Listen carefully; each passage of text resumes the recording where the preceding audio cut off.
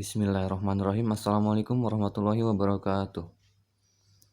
Nama saya Rizky Alfaris dengan NPM 333119015 dari jurusan Teknik Mesin Universitas Sultan Ageng Tirtayasa. Tujuannya dibuat video ini adalah untuk membahas soal ujian akhir semester Fisika Dasar 2. Untuk nomor 1 diketahui sebuah kawat lurus dengan spesifikasi sebagai berikut. Panjangnya 5 meter, N atau konstantanya sama dengan 1, luasnya sama dengan 1 meter persegi, arus listriknya sama dengan pi cos omega T, frekuensinya 0,25 Hz. Lalu permeabilitas magnetik sama dengan 4 pi kali 10 pangkat min 7. Pada soal diketahui PQR. Nah, PQR itu adalah 3 angka terakhir NPM. Jika 0 maka diganti 1. Jadi oleh karena itu angkanya diubah jadi 5, 1, dan 1.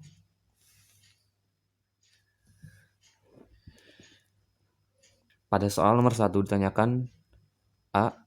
Kuat medan magnet pada jarak 1 meter dari kawat lurus berarus saat 2 detik. Yang B. Kuat medan magnet di pusat jika kawat lurus dibuat lilitan hingga menjadi solenoid saat 2 detik. Besar induktansi jika kawat lurus dibuat lilitan hingga menjadi solenoid. Yang D. Energi induktansi solenoid tersebut saat 2 detik. Yang E. Besar GGL maksimum yang berubah hanya terhadap sudut. Yang F.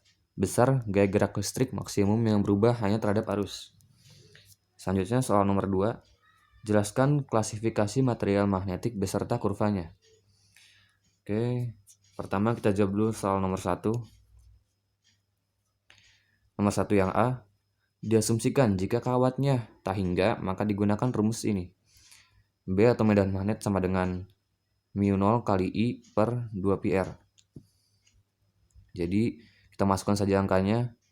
B sama dengan 4pi kali 10 pangkat min 7, yaitu ini μ0-nya atau permeabilitas magnetiknya, dikalikan dengan pi cos 2πf kali 2.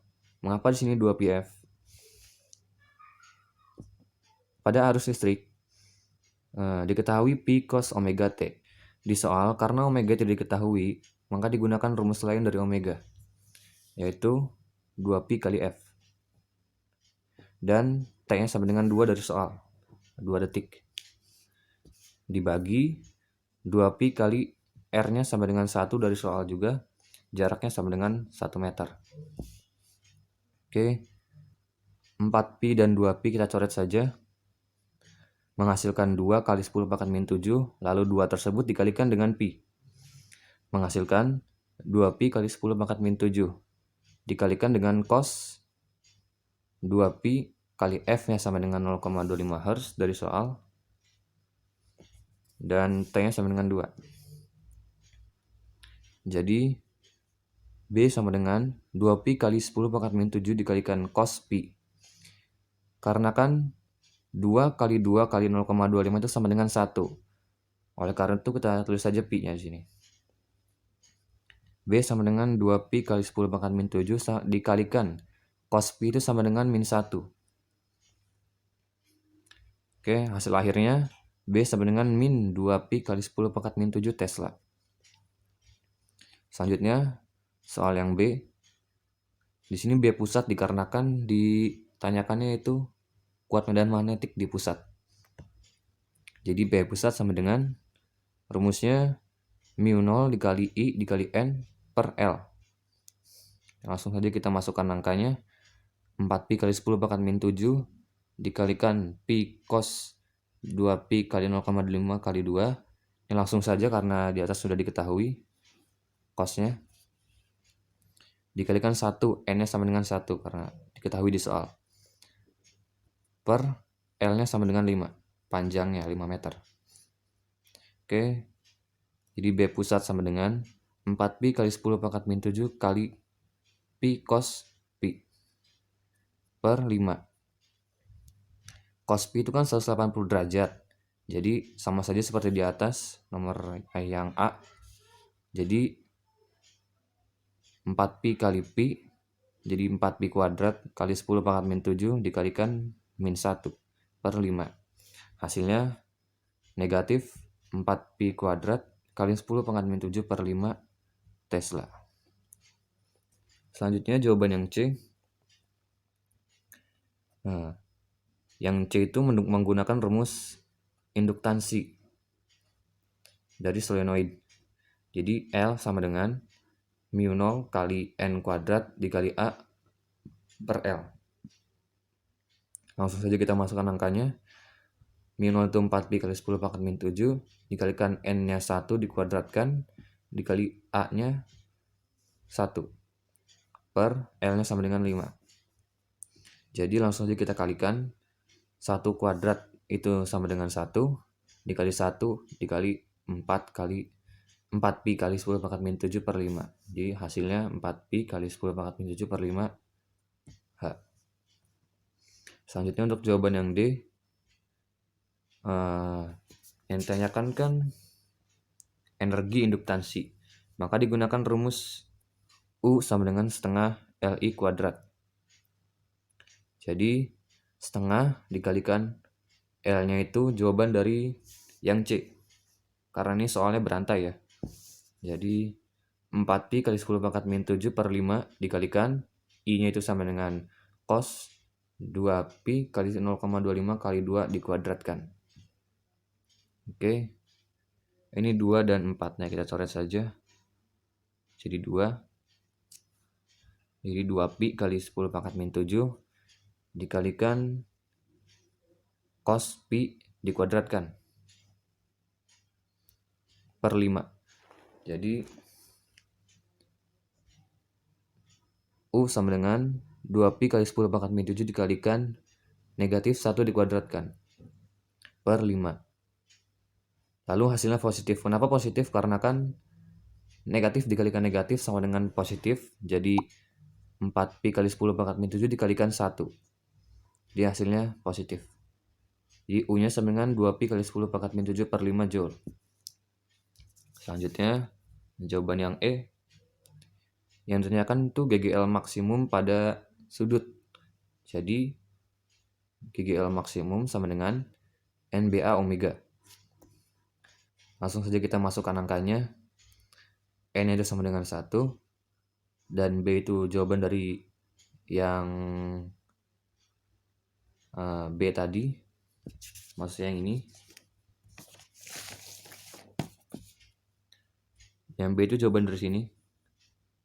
B pusat pada solenoid.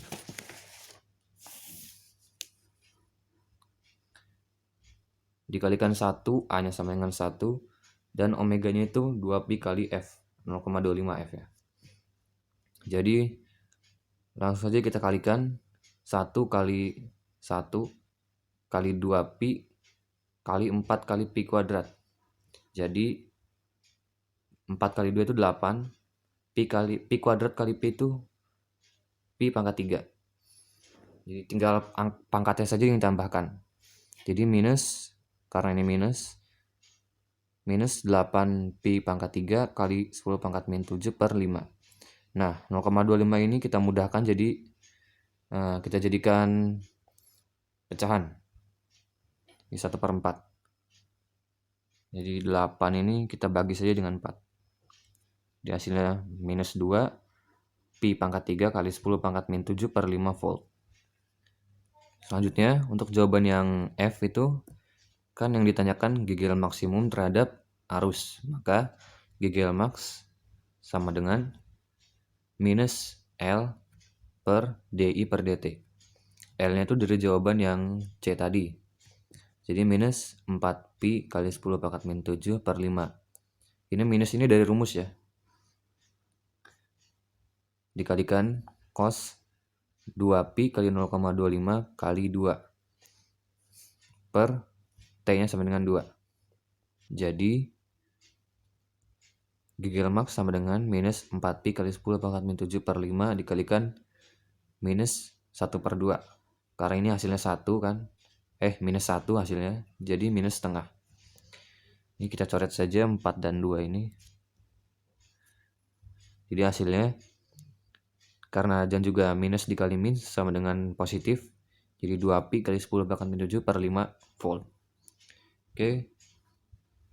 Oke, selanjutnya untuk menjawab soal nomor 2, yaitu menjelaskan klasifikasi material magnetik beserta kurvanya.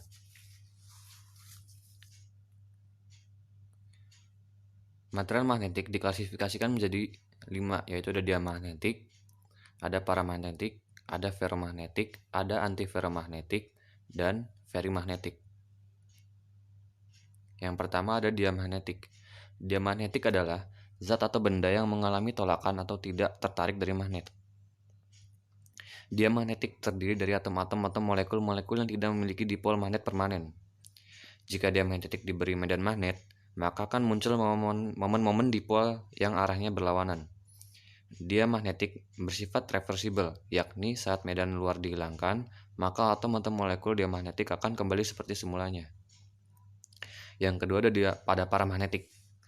Paramagnetik adalah zat atau benda yang dapat ditarik oleh magnet, tetapi tarikannya lemah. Paramagnetik memiliki dipol permanen, namun arahnya cenderung acak. Oleh karena itu nilai magnetisasinya mendekati 0. Selanjutnya, jika paramagnetik diberikan medan luar, maka sebagian dari dipol magnetnya akan terorientasi, sehingga nilai magnetisasinya lebih dari 0. Salah satu contoh material paramagnetik yaitu aluminium dengan suseptibilitas 2,1 kali 10 pangkat min 5. Yang selanjutnya ada ferromagnetik. Ferromagnetik adalah zat atau benda yang dapat ditarik dengan kuat oleh magnet. Material ferromagnetik, walaupun tidak diberi medan luar, material tersebut telah memiliki orientasi momen-momen dipol yang searah. Contohnya yaitu ada besi, nikel, kobalt, gadolinium, dan europium. Ini berikut adalah arah dari diamagnetik, paramagnetik, dan ferromagnetik saat tidak diberikan medan luar dan diberikan medan luar ke arah kanan. Oke. Nah, selanjutnya ada kurva histeresis. Kurva histeresis ini merupakan sifat tertentu ferromagnetik yang digambarkan dengan bentuk grafik. Oke. Yang awalnya di titik 0 itu di tengah grafik. Titik 0 ini merupakan titik awal sebelum diberi medan H. Lalu saat diberi medan H, titik akan mencapai titik maksimum, yaitu di titik DS. DS ini adalah titik magnetisasi saturasi setelah diberi medan. Lalu setelah itu, saat medan luar dihilangkan, dia akan turun ke titik DR, bukan ke titik 0 lagi. Karena DR ini adalah titik magnetisasi yang tersisa saat medan H dihilangkan. Maksudnya, saat medan luar dihilangkan, maka yang awalnya arahnya searah, medan magnet, menjadi tidak searah namun tidak semuanya. Oleh karena itu, disebutnya tersisa. Yang tersisa. Oke, dari DR turun ke EC. EC ini adalah gaya koersif, yaitu medan yang diperlukan untuk membawa nilai magnetisasi kembali menjadi 0. Maksudnya diperlukan gaya luar atau EC yang berlawanan arah karena di grafik EC ini bernilainya negatif supaya material magnetnya kembali seperti semula. Oke. Yang selanjutnya ada kurva atau grafik material ferro dan ferimagnetik. Grafik ini berkaitan dengan kurva histeresis. Pada grafik yang awalnya ada 4 tanda panah ini atau disebut juga domain, diberikan medan luar ke arah kanan. Jika yang arahnya ke kanan, maka areanya akan menjadi lebih besar. Namun, jika arahnya berlawanan, maka areanya akan menjadi lebih kecil. Seperti di gambar, dia akan ke arah kanan pada titik puncak. Oke, selanjutnya ada antiferromagnetik. Antiferromagnetik kurang lebih mirip dengan ferromagnetik, namun yang membuatnya berbeda adalah momen magnetiknya antiparalel atau berlawanan arah. Jika tidak diberi medan luar, maka nilai magnetisasinya sama dengan 0. Namun jika diberi medan luar, maka nilai magnetisasinya tidak sama dengan 0. Contohnya yaitu ada kronium dan mangan. Yang terakhir ada ferimagnetik. Ferimagnetik ini adalah material yang memiliki populasi atom dengan momen magnet yang berlawanan. Pada material ferimagnetik, momen magnet masing-masing atom tidak sama, sehingga memiliki magnetisasi spontan M, walaupun tanpa adanya medan magnet luar. Contohnya yaitu Fe3O4 dan NiFe2O4. Oke, sekian penjelasannya. Kurang lebih mohon maaf. Wassalamualaikum warahmatullahi wabarakatuh.